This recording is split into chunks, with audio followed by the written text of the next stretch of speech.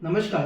आप में से बहुत लोगों ने थंबनेल देखते ही पहले गूगल किया होगा मनीष कश्यप न्यूज़ या मनीष कश्यप डेथ या कुछ और भी लिखकर, और जब आप पूरी तरीके से संतुष्ट हो गए कि ऐसा कुछ नहीं हुआ है, तब वापस इस वीडियो पर आए हो ये वीडियो देखने के लिए।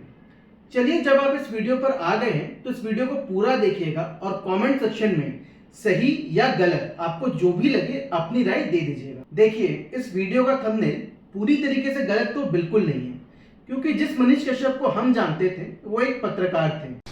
अभी मैं बिहार की राजधानी पटना जिला में हूं और यहां से बिहार के शिक्षा व्यवस्था का पोल खोलने जा रहा हूं। बिहार के खतरनाक इंजीनियरों का खतरनाक करतूत अभी मैं आप लोगों को दिखाने जा रहा हूं।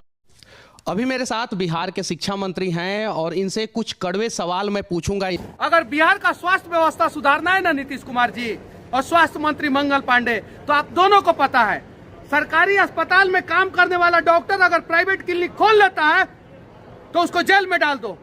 2 दिन में बिहार का स्वास्थ्य व्यवस्था सुधर जाएगा। लेकिन मुझे पता है आप लोग नहीं सुधारोगे, क्योंकि चुनाव के समय में सबसे ज्यादा फंड का व्यवस्था अगर कोई करता है तो वो डॉक्टर करता है। और जो मनीष कश्यप आज हमें दिख रहे हैं वो पत्रकार नहीं बल्कि मनीष सरकार बन गए हैं।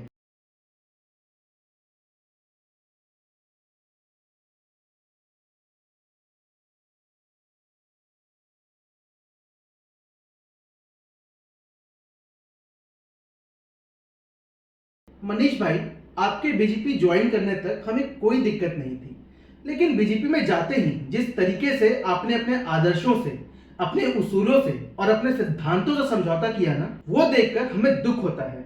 ये वही मनीष कश्यप था जो ईमानदारी के साथ निडर होकर किसी से भी सवाल करता था, उसके गलत होने पर उसे गलत बोलता था।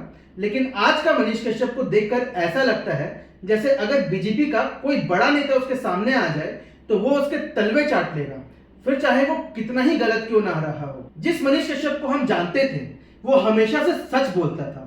हाँ, कभी कभी भावनाओं में कुछ बातें गलत जरूर हो जाती थी, लेकिन इरादा कभी भी गलत नहीं होता था। और आज जिस मनीष कश्यप को हम देख रहे हैं, उस मनीष कश्यप को झूठ बोलने से और लोगों में झूठ फैलाने से ही फुर्सत नहीं है।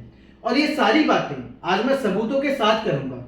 हालांकि जितना आप अपने इंटरव्यू में लॉजिक चिल्लाने लगे हो, आपकी बातें सुनकर तो साफ पता चलता है कि आपको खुद ही ना लॉ का पता है और ना लॉजिक का। लेकिन मैं ये सारी बातें आज लॉजिक, फैक्ट्स और सबूत के साथ करूंगा। मनीष भाई, आप कहते हो कि केजरीवाल वोट जिहाद की पैदाइश है। वोट जिहाद की ही ना पैदाइशी है अरविंद केजरीवाल, है कि नहीं है वोट जिहाद की पैदाइशी? आपके हिसाब से वोट जिहाद हमारे मुसलमान भाई करते हैं। चलिए अब थोड़े आंकड़े देख लेते हैं। भाई, आपको मालूम है कि दिल्ली में मुसलमानों की संख्या कितनी है? दिल्ली में कुल लगभग 22 लाख मुसलमान रहते हैं, और अगर परसेंट की बात करें तो ये 22 लाख मुसलमान लगभग 13% होते हैं दिल्ली की कुल जनसंख्या के।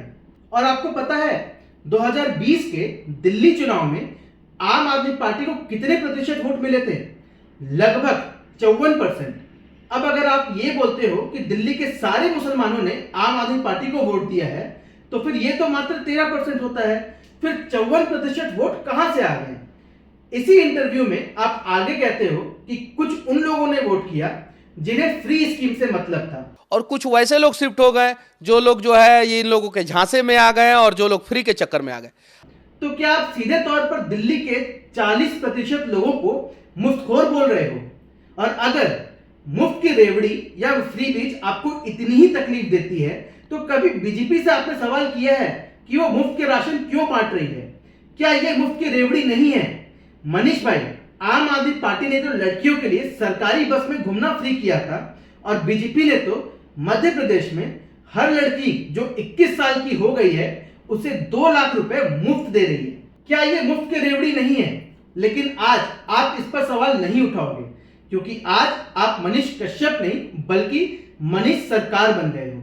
मनीष भाई, आप ये मत समझना कि मैं केजरीवाल का समर्थक हूं इसलिए ऐसा बोल रहा हूं, बिल्कुल भी नहीं।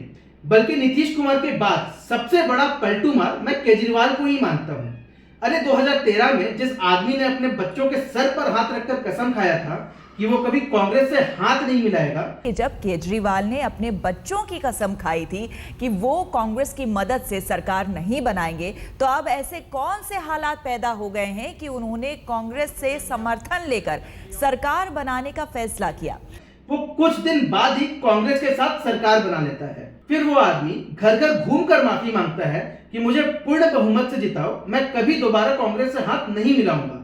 और अभी देखिए, वो आदमी फिर से कांग्रेस के गोद में जाकर बैठ गया है। लेकिन हाँ, अगर काम की बात करें तो केजरीवाल ने काफी अच्छे काम भी किए हैं दिल्ली में, जैसे मोहल्ला क्लिनिक बनवाना, सरकारी स्कूलों का नवीकरण करना, इलाज मुफ्त करना, जैसे कई काम हैं जो उन्होंने अच्छे भी किए हैं।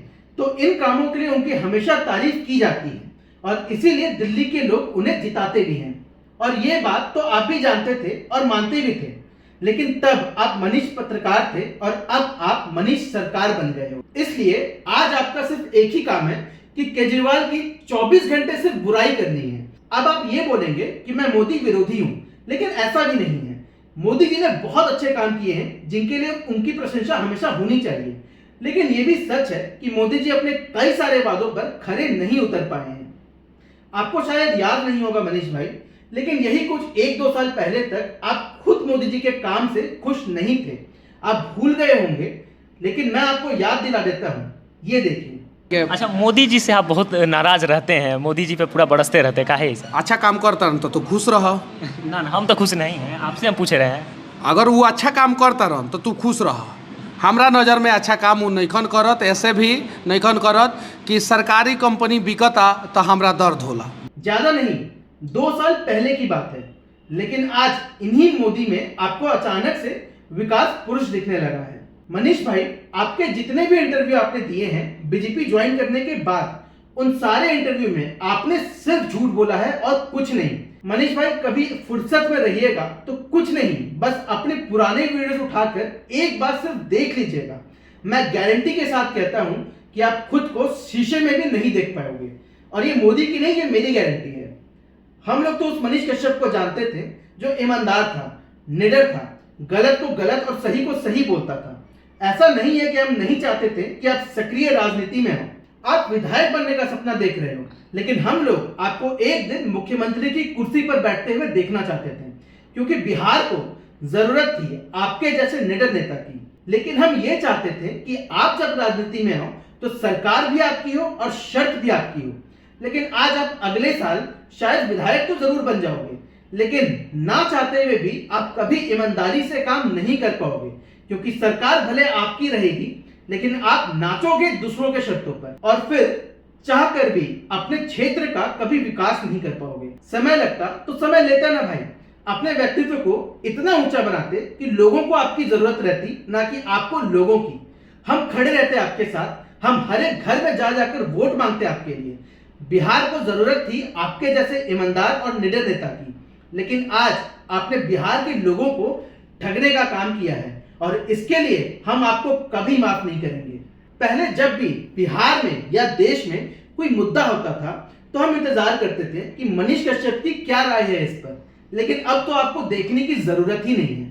हम किसी भी भाजपा के चुटपुंजिया नेता को सुन लेंगे, क्योंकि अब आप भी तो वही बोलोगे ना जो ऊपर से आपको कहा जाएगा बोलने को। तो फिर फर्क क्या रहेगा आप में और किसी और में? और ऐसा नहीं है मनीष भाई कि आप अपने सिद्धांतों पर रहते हुए बीजेपी ज्वाइन नहीं कर सकते थे, आप बिल्कुल कर सकते थे। और ऐसे लोग हैं बीजेपी में जो सही को सही और गलत को गलत बोलते हैं।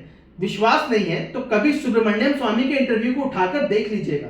उन्हें जो भी बोलना रहता है डंके की चोट पर कहते हैं, फिर चाहे वो मोदी के खिलाफ हो या कांग्रेस के किसी भी नेता के खिलाफ। लेकिन आपने आसान रास्ता चुना, तलवे चाटकर आगे बढ़ने का, और आज आप वही कर रहे हो। आज आपने अपनी मां का नाम लेकर जरूर बोल दिया कि अपनी मां के कहने पर आप बीजेपी ज्वाइन कर रहे हो, लेकिन आप भी जानते हो कि आपने ये भी झूठ बोला है। आपने बीजेपी सिर्फ अपने निजी राजनीतिक फायदे के लिए ज्वाइन किया है। अरे भाई, आपकी मां को तो हम बिहार के लोगों की तरफ से कोटि कोटि नमन है, क्योंकि उन्होंने जो बिहार को दिया उसके लिए हिम्मत चाहिए होता है। आपको पता है, जब आप जेल में थे तो आपकी मां ने कहा था कि उन्होंने अपने बेटे को बिहार को सौंप दिया है। मनीष भाई, इतने विपरीत स्थितियों में एक मां का अपने बेटे के लिए ऐसी बात करने के लिए भी हिम्मत चाहिए होती है। इसलिए हम नतमस्तक हैं आज उनके सामने। मनीष भाई, आपका बीजेपी के साथ जुड़ने से हमें कोई प्रॉब्लम नहीं है। हम तो चाहते थे कि आप बिहार के लिए कुछ अच्छा करो, लेकिन ऐसे तलवे चाट कर नहीं। सरकार अपनी बनाओ, शर्त अपनी रखो। और हमें मोदी जी से कोई दिक्कत नहीं है, ना बीजेपी से। मोदी जी ने बहुत अच्छे काम किए हैं। आप एग्जाम्पल के लिए ले लो, आज अगर हमारे शहर में कर्फ्यू लग जाए तो हम परचून की दुकान पे आटा नहीं खरीदने जा सकते हैं। लेकिन यही रसिया और यूक्रेन के बीच जो वॉर हुआ था, उस वॉर की स्थिति में मोदी जी ने भारत के बच्चों को सकुशल वापस लाया। इसके लिए बहुत हिम्मत चाहिए होती है, और ये सिर्फ इसीलिए पॉसिबल हुआ क्योंकि आज मोदी जी की वजह से भारत का नाम विदेश में बहुत इज्जत से लेते हैं।